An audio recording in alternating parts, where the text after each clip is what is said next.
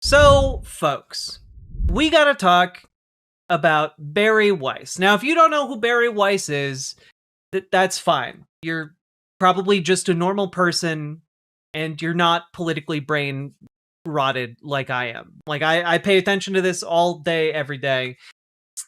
It's the thing I do.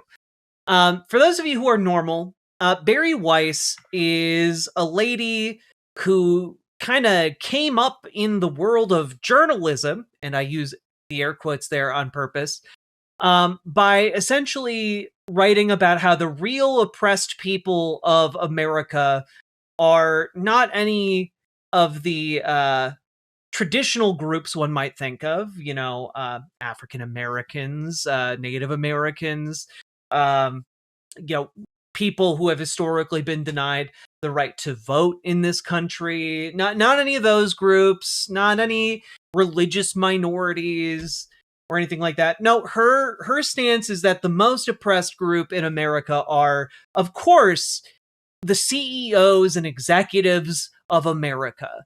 The people who get paid millions and millions and millions and millions of dollars, they're the real oppressed ones here in America. And that has kind of led to her failing upwards throughout her career. One of her big accomplishments early on that got her on the map was getting one of the former executives at Levi's, the jean company, publishing her essentially op-ed about how she refused a $1 million severance package and quit her job at Levi's so that she could speak the truth about COVID restrictions.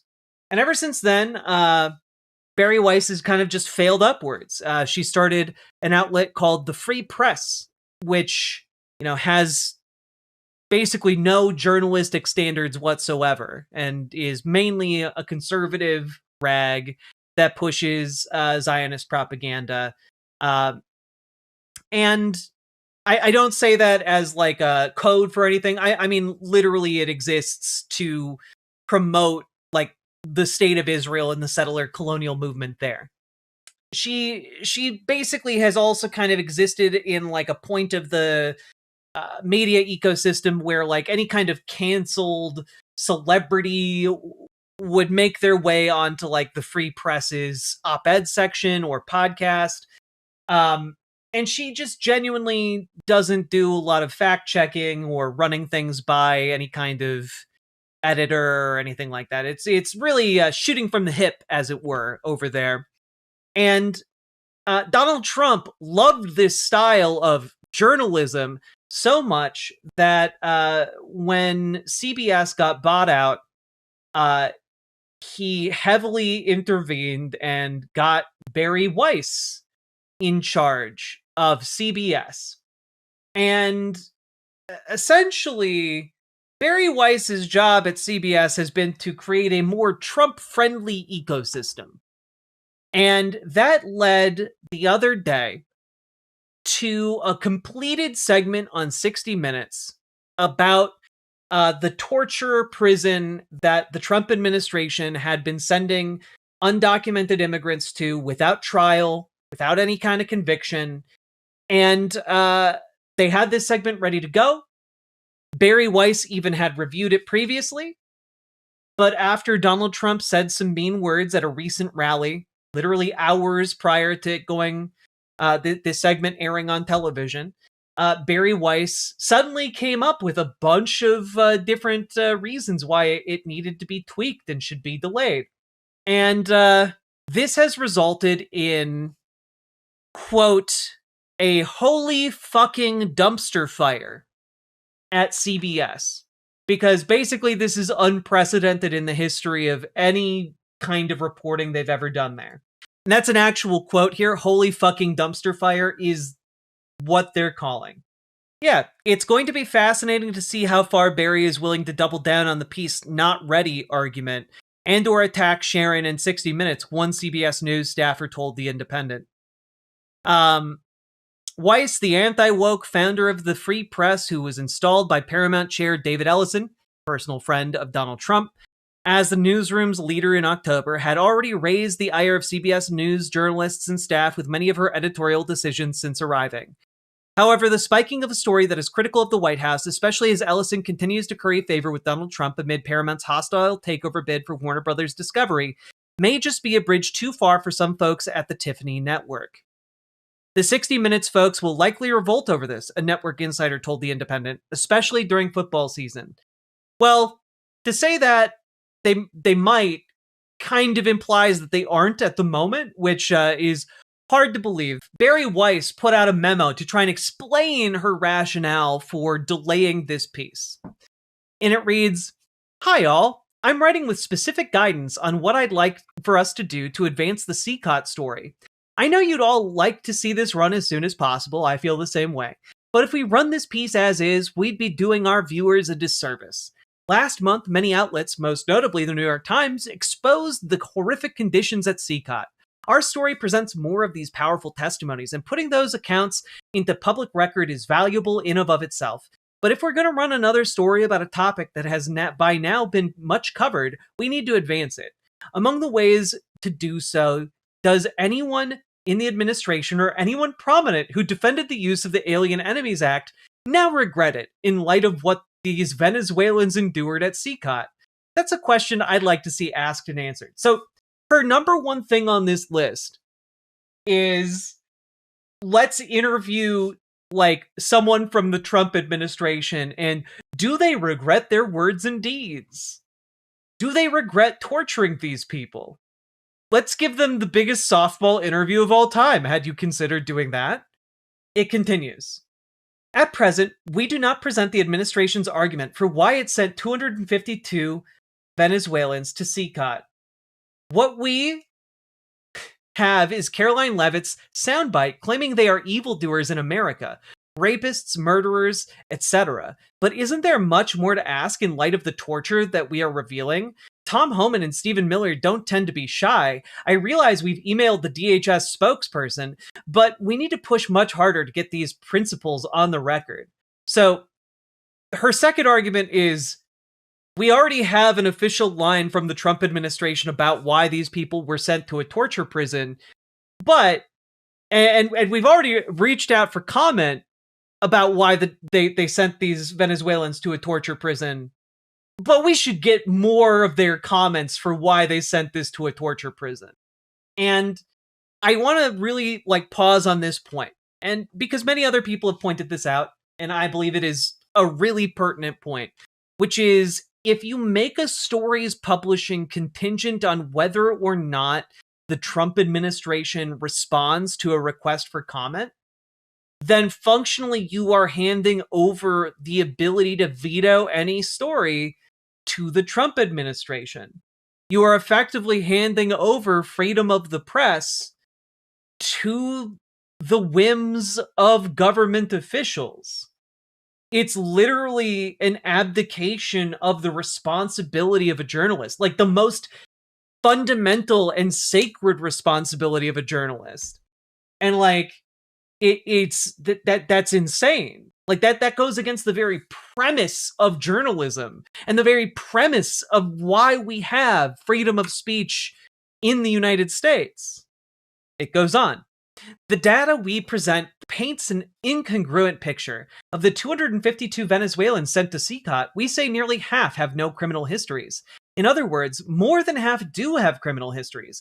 We should spend a beat explaining this. When we say that only 8 of the 252 have been sentenced in America for violent offenses, but what about charged? My point is that we should include as much as we can possibly know and understand about these individuals. So, pause on that point. The argument here is, well, sure, they were sent to a concentration camp to be tortured, but what if and they were denied due process? They didn't get a trial. They just got caught and sent to a concentration camp to be tortured. But what if some of them were potentially violent criminals? The thing is, for someone to be a criminal, they have to be charged and convicted of a crime. in this country, we have a concept called innocent until proven guilty. If you do not get due process, you are not proven guilty. It's really that simple. And if you abdicate the responsibility the government has, if the government abdicates the responsibility to like the rule of law and needing to prove anyone guilty, then they can there's nothing that prevents the government from showing up at your door. Even if you're the most bootlickingest conservative that has ever lived, even if your home is plastered in MAGA flags, there is nothing preventing your local law enforcement from showing up and putting you in a torture camp. Literally nothing if the law means nothing. And in this case, the Trump administration has treated the law as if it means nothing on purpose so that they can send people, again, to a concentration camp that tortures you. Trafficking drugs and children for sex, many already did have criminal records and warrants for arrest. Kenny, I see you posting in chat. The reality is 8 of 252 people who were sent to that concentration camp were convicted. That is only 8 people convicted out of 252. That is a laughably small rate of a small number of people you can claim, well, they're all criminals and rapists. If they're criminals and rapists, then convict them in a court of law. If you have such solid evidence against them, convict them of crimes. That's what the law is for. They couldn't convict them, so they sent them to a torture camp where they could be sexually assaulted and raped. God, the fact that you would even defend this is delusional, man. It's crazy. The world you live in is just like, well, if I think someone's bad, they should be tortured. Yeah, that's all. I guess that's all sunshine and rainbows as long as someone else doesn't think you're the one who deserves to be abducted and tortured, huh? Jesus. There's a reason we have rules and laws. Now we move on to the next one. Secretary Noem's trip to CECOT. We report that she took pictures and video there with MS-13 gang members, not TDA members, with no comment from her or her Straight staff. Straight up Judge Dredd territory. I mean, it is kind of Judge Dredd territory, you know? Well, Kenny, that might be a great argument for a different conversation, except most of the people that ICE is abducting and detaining are not people with criminal records. So that would be a really good point if it was at all, like, substantiated by the facts. The facts are, most people who are being detained by ICE and immigration services are not criminals. The overwhelming mass majority of them that are being held in detainment facilities across the country are not criminals and have no criminal record. Let me just take a look. Oh man, this is so interesting. It's wild how this took me all of 2 seconds to find. 5% of people detained by ICE have violent convictions. 73% have no convictions at all. And over half of them haven't been charged with anything. So it's almost like you come in here, like most people who are racist fuckwads like you, with no evidence to back up what you're saying, and in 2 seconds, the 2 seconds it would take you to like fact check your dumbass racist opinions, I'm able to just be like, oh wait, actually your entire foundation for your argument is bullshit. Man, it's so crazy how you people devour L after L after L after L. Because you just are pathetic losers, man. Like, you're pathetic losers who cannot exist in this country and cannot, for the life of you, figure out why your life sucks, so you have to blame it on immigrants. You pathetic pieces of shit. But they're illegal immigrants, so they're gonna get deported. That's just a plain fact. They are crossing the border of the United States or overstaying a visa is as illegal as you driving 1 mile an hour over the speed limit, and arguably driving 1 mile an hour over the speed limit is actually more of a criminal charge than what they have done. They have done a bureaucratic snafu. Okay? Whereas mishandling a vehicle by speeding, something the vast majority of people with vehicles do, guess what? You're not advocating to send people to concentration camps for speeding, are you, bucko? You're not advocating for people to not get due process if they get pulled over, are you? No, because you're just a fucking racist piece of shit. And when you come in here and you start spouting facts that I disprove within 2 seconds, you're not a person to take seriously. Like, you can't, I'm sorry, I'm reading your comment, but I hit the fact, like, in fact. You start a comment by saying, in fact, and you don't have facts. If you had facts, you wouldn't be saying the things you're saying. Like, I'm sorry. Learn the actual information before you start spouting this shit. Because I can tell you're one of 2 kinds of people. 1, you're wrong and you just don't give a shit about being wrong because you're racist.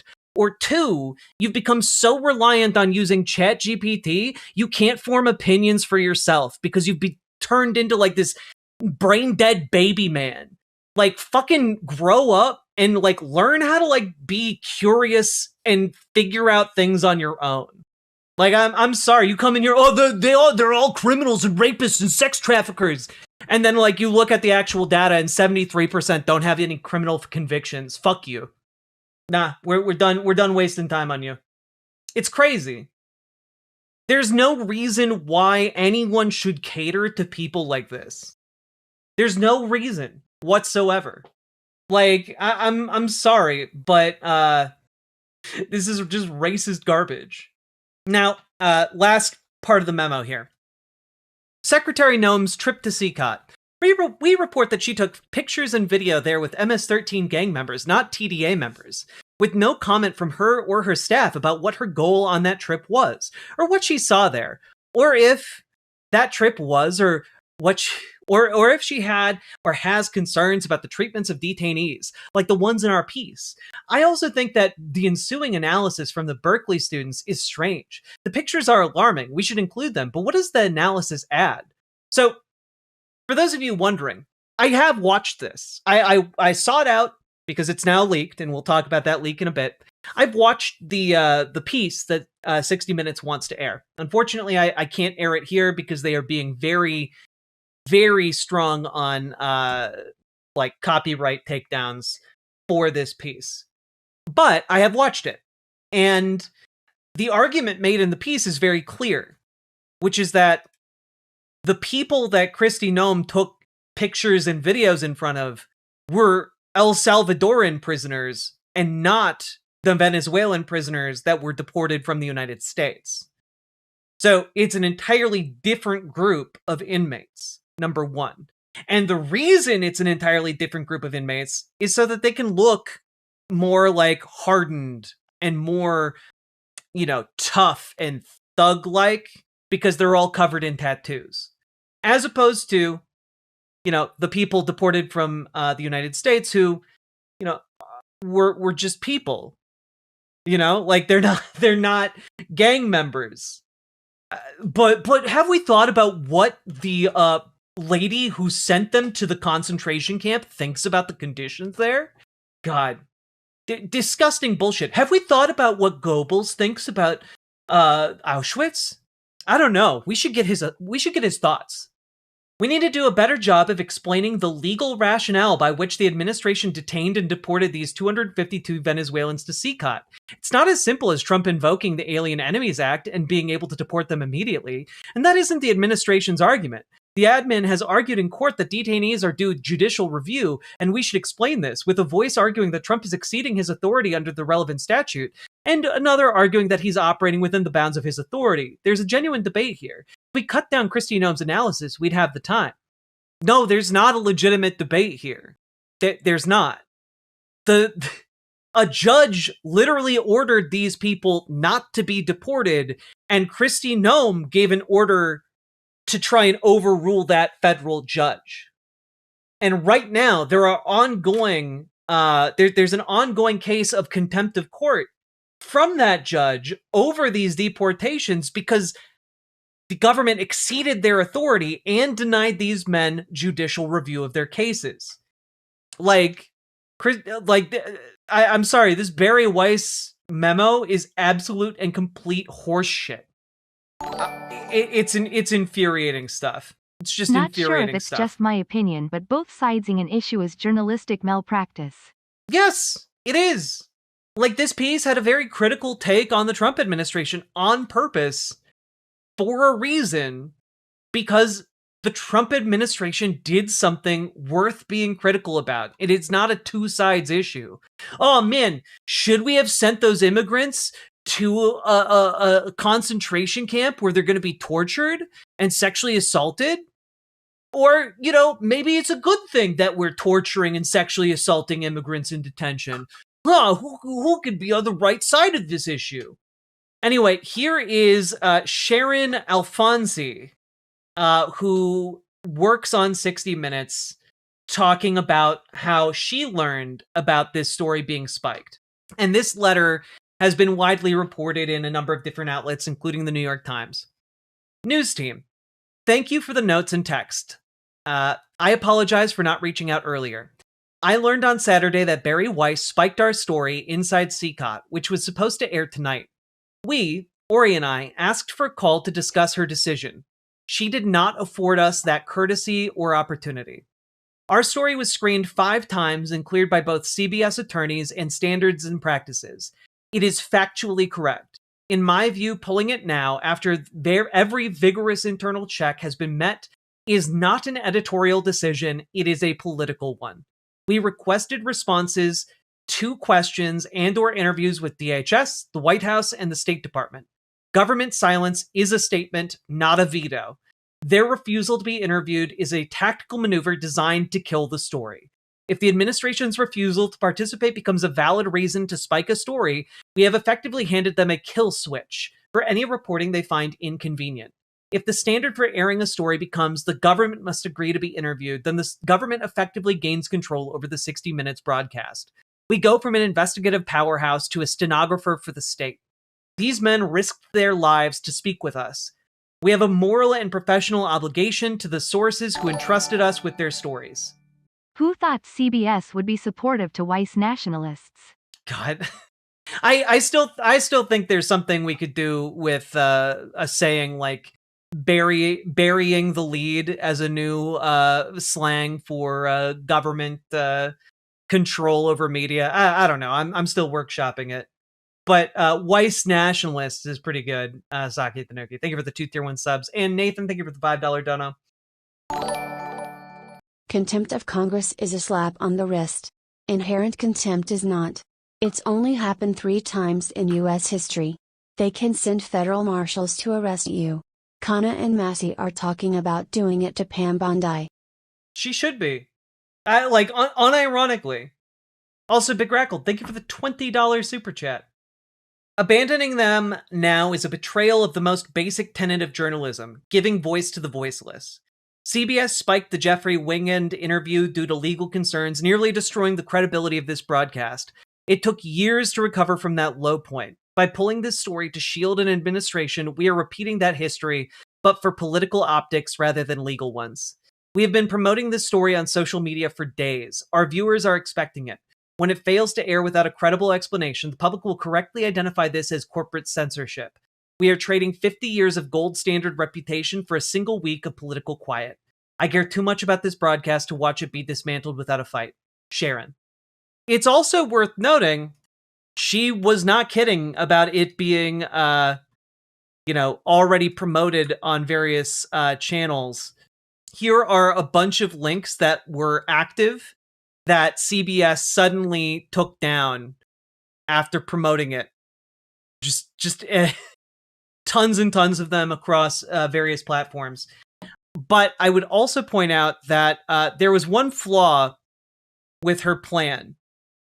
And that is, very specifically, that CBS has a bunch of international partnerships. And those international partnerships mean that various other networks outside of CBS gain the rights to air different pieces that air on CBS. And, in their given countries. One of those is Canada. And Canada has a, well, I think it's global.tv or something like that. It's a network that operates in Canada. And guess what? Because Bari Weiss spiked the story at the last minute, that footage already got sent out to their global affiliates. So it already aired in Canada and globally. Just didn't air here in America, which means that, guess what? People recorded it in other countries, and now we are getting bootlegged versions of American journalism spread back to us on the internet. And so it is very easy right now to go and find this broadcast elsewhere. Okay? I can't play the clips for you here, but I can tell you it is very easy to go and find them right now.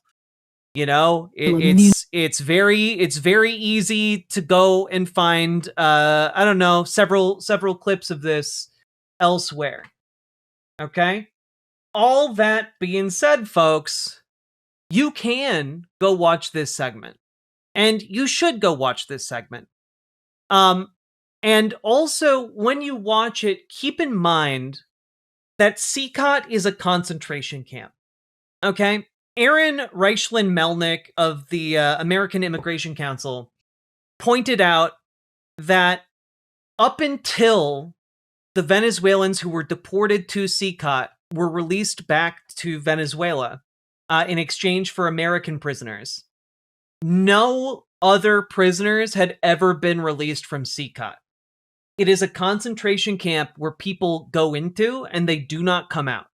And it is because of the actions of various U.S. Congressmen that those men who got deported and tortured in CECOT are now out and free in Venezuela.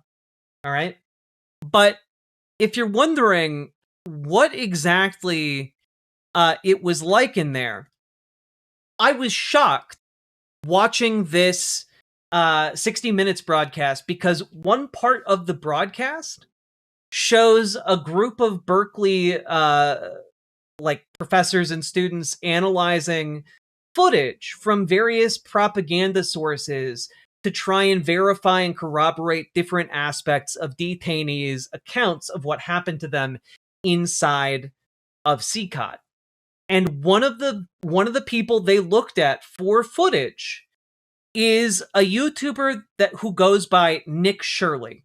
And about a year ago, Nick Shirley put up a video titled "Inside CECOT, the Mega Prison Full of Deadly Gangsters," because he went to El Salvador as part of a paid opportunity from the El Salvadoran government to glaze their prison system, to talk about how wonderful and cool it is. And I actually covered this clown 7 months ago on my YouTube channel. You can go check it out. Okay? It's some of the most disgusting shit I've ever seen in my life. Like, he literally is going around looking at these people in cages and talking about how great it is for the rest of their lives. And he is taking them through a workout where they're doing lunges and they're going to touch their toes for 10 seconds. The guards here would have everything they need to take down the prisoners. They have just asked the prisoners to take off their shirts so they can show some of their tattoos. As you can see right here, it's, to him, it's like he's going to a fucking zoo. It's disgusting, you know? And not only that, throughout this video, the people who run this facility are simply enthusiastic about how cruel and awful and disgusting this facility is. Okay? It is awful. And one of the parts of this, he goes to the solitary confinement, and this footage is what they use to verify instances of torture and corroborate instances of torture in the 60 Minutes piece. Rooms of solitary confinement. If a prisoner were to act up, he'd be sent into one of these rooms here. Here they have their bathroom, they get some water, and The only sort of light they have is this little peephole right up here, and they get absolutely nothing to use to sleep or to rest. Just pure concrete. Now, in case of a riot or whatever breakout, they have all the equipment to take back to the prison. Right here we have. That room is where they would send people for solitary confinement for indeterminate periods of time, and every 30 minutes, guards would come in and beat them and or sexually assault them. In this piece that 60 Minutes put out, I'm going to play 2 seconds of it, okay? It was never ending. Interminables. To traumatize us while we were in there. The torture was never ending. Interminables. They would take you there and beat you for hours and leave you locked in there for days. It's truly... Okay, it's just truly disgusting. They were hitting your private parts? Sí. With a baton? No. No, they tugged at them with their hands. And they did that to multiple people? A su mayoría. To most of us. The United States government sent them there to be tortured and sexually assaulted on a daily basis, the majority of them. In this reporting from 60 Minutes, they talk about how the medical doctors there would tell them if they got sick to drink the toilet water. It will cure you. This is your hard-earned tax dollar at work, fellow Americans. We gave the government of El Salvador so much money to torture those men. 6 million of your tax dollars. And just a couple final notes here. We are also now getting stories of ICE debating U.S. citizen birth certificates. Here's a story from a handful of days ago.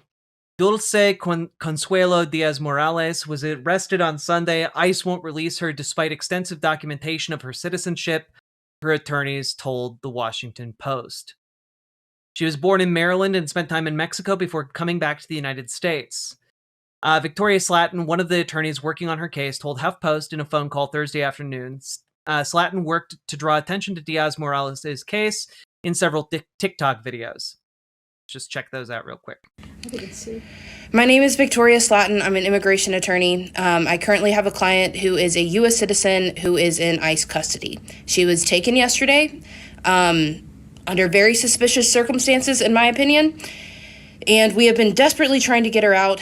We filed habeas last night that was supposed to protect her from being moved and keep her in the jurisdiction. The court actually ruled, giving us an injunction that said she was not allowed to be moved from the jurisdiction and that she was not allowed to be deported. Despite that, and despite ICE having her birth certificate that shows that she was very clearly born in Maryland, they did move her to Louisiana. That is not a good sign. That is usually a last stop before deportation. They're blatantly ignoring orders from the court. They're not allowing me access to my client, and I am at a loss, and I'm incredibly angry. It is an indisputable fact that she was born inside the United States. I've seen her birth certificate. We have immunization records. We have multiple affidavits from people who were there at her birth. I personally called the hospital and they confirmed that they do have records. They just cannot release them at this time, but we are working on getting additional evidence, but we have her birth certificate. That should be enough. She never should have been picked up in the first place.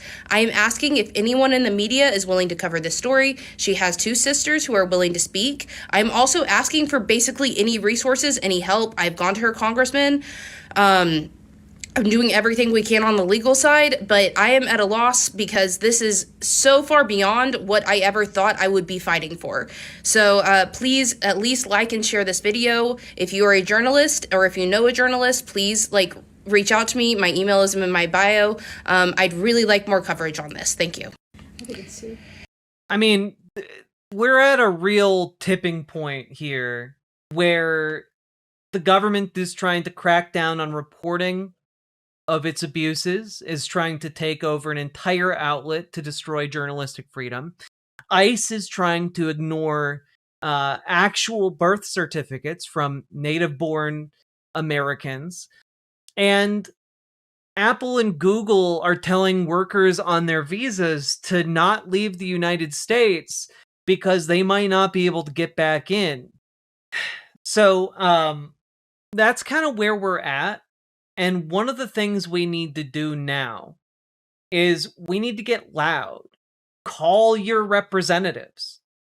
Hell, if you need to, like, call your representatives about this story in particular, that this American citizen who's being abducted by ICE. You know?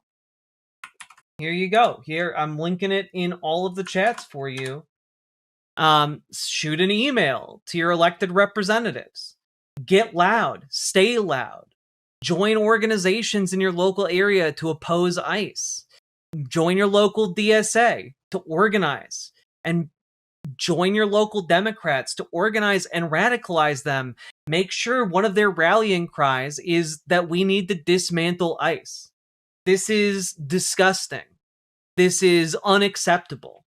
And Tom Tillis is a dumbass, though. I don't give a fuck.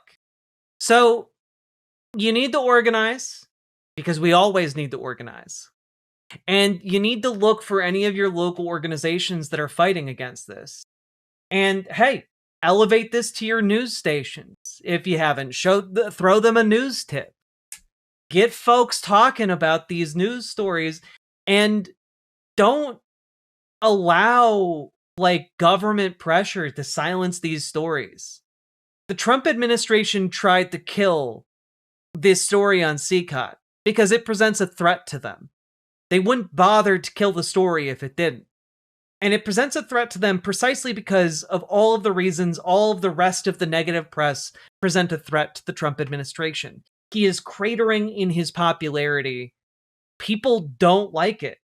People don't like hearing that the Trump administration is ignoring the law and torturing and sexually assaulting people as a systemic, as a systemic solution to this. They don't like hearing about the concentration camps.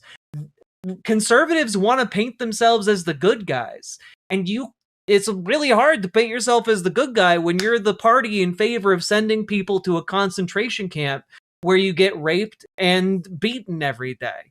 You're just not the good guy in that situation. And it makes it a really inconvenient story for the Trump administration. Okay?